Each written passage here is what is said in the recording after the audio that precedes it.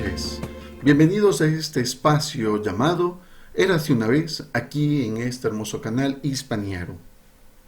El día de hoy, estimados amigos, el día de hoy, les he traído una cédula real, en este caso, una cédula real dentro del reinado de Felipe IV, de cómo se debía llevar la administración virreinal en caso de la muerte de una autoridad.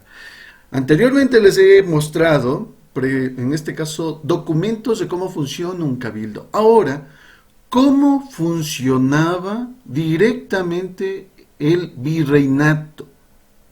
Así es, mis queridos amigos. El título del día de hoy, o el documento que nos muestra, es sobre la vacante de la presidencia de la Real Audiencia por muerte de don Antonio Morga. Fíjense en algo. Abajo tenemos el que dice el conde de Chinchón. Cabe recalcarse aquí, mis queridos amigos, que el conde de Chinchón era el 14º virrey del Perú. Y él escribe una carta al señor don Alonso de Mesa y Ayala para decirle lo siguiente. Díceme vuestra merced en su carta del 1 de noviembre que aún antes que llegase la mía del 30 de agosto para la Real Audiencia de Quito, sobre que el gobierno de ella está vacante del señor presidente don Antonio de Morga, que haya gloria hasta que se vaya el señor Alonso de Salazar. Aquí viene un punto esencial, es decir, este documento nos demuestra que estaban en constante comunicación los presidentes de las audiencias con el virrey, es decir, el virrey incluso, mejor dicho, presidentes, oidores, ¿sí?, que estaban en constante comunicación con el virrey. No es que aquí había una situación de, bueno, yo hago lo que me da la gana y aquí hace lo que le da la gana a cualquiera. Eso así no funcionaba, mis queridos amigos. Entonces, ¿qué nos dice o qué le está pidiendo el conde de Chinchón? ¿Sí? En este señor Alonso de Mesa y Ayala, ¿no? Que en ausencia del presidente que ha fallecido, ¿no? ¿Sí? Le está señalando que el señor don Alonso Salazar le tuviese al señor oidor más antiguo, estaba acordado lo mismo y en vuestra merced, que es a quien entonces tocaba por haber salido a la vista de la tierra y el señor Antonio Rodríguez de San Isidro, y venir caminando todavía el señor don Alonso de Castro y Herrera. Correcto. Es decir, en ausencia del presidente, la costumbre, o mejor dicho, quien tenía que suceder de manera interina era el oidor, que ahora sería el juez más antiguo, ¿no?, de la audiencia, para que él tome el cargo interinamente. Fíjense cómo tenía que darse la sucesión hasta que se delegara un nuevo presidente.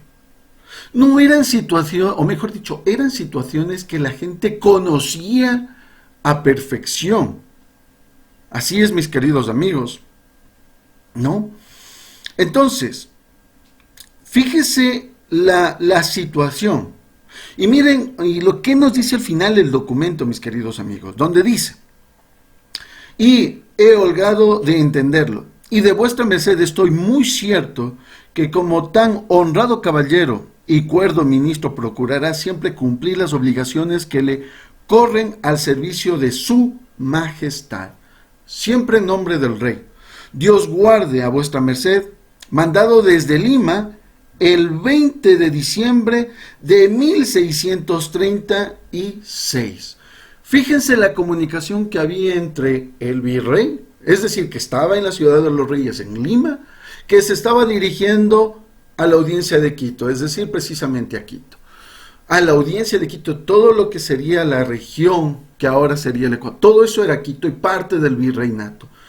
Entonces, mis queridos amigos, aquí nos lleva a varias reflexiones. Entre esas está la importancia de entender cómo era el sistema virreinal, ¿no? Que no era acéfalo, al contrario, Siempre se buscaba que las autoridades que más servicio o más antigüedad habían dentro de los reinos, sobre todo oidores, que serían los jueces, permitían que no haya un vacío de poder.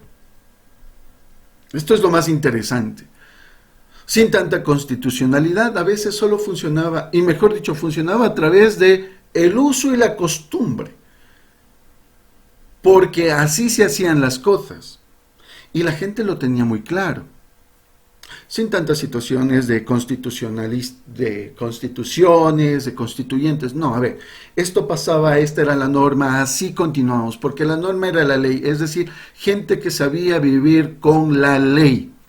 Así es, mis queridos amigos.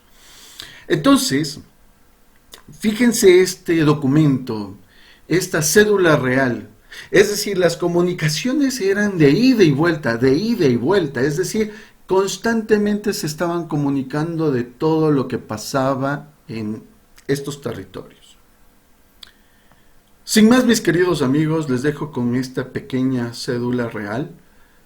Y en próximos videos, en próximas emisiones, les voy presentando más cédulas reales, las comunicaciones, lo que pasaba en diferentes etapas de diferentes reinos. Por reinos me refiero a las etapas de los reinados de tanto Carlos I, Felipe II, Felipe III, Felipe IV, Carlos II y actas, en este caso, o actas de cabildo, de cómo funcionaban las situaciones incluso dentro de los Borbones. Entonces, mis queridos amigos, suscríbanse, por favor, suscríbanse, comenten, por favor, para dialogar sobre este sistema que poco ha sido tratado, poco ha sido conocido, pero ya es hora de irlo develando.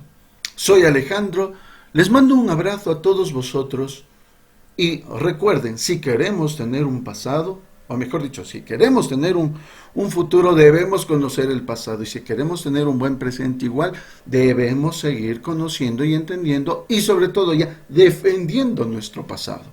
Les mando un fuerte abrazo a todos vosotros. Cuídense mucho en cualquier parte en ese territorio donde se decía nunca se esconde el sol.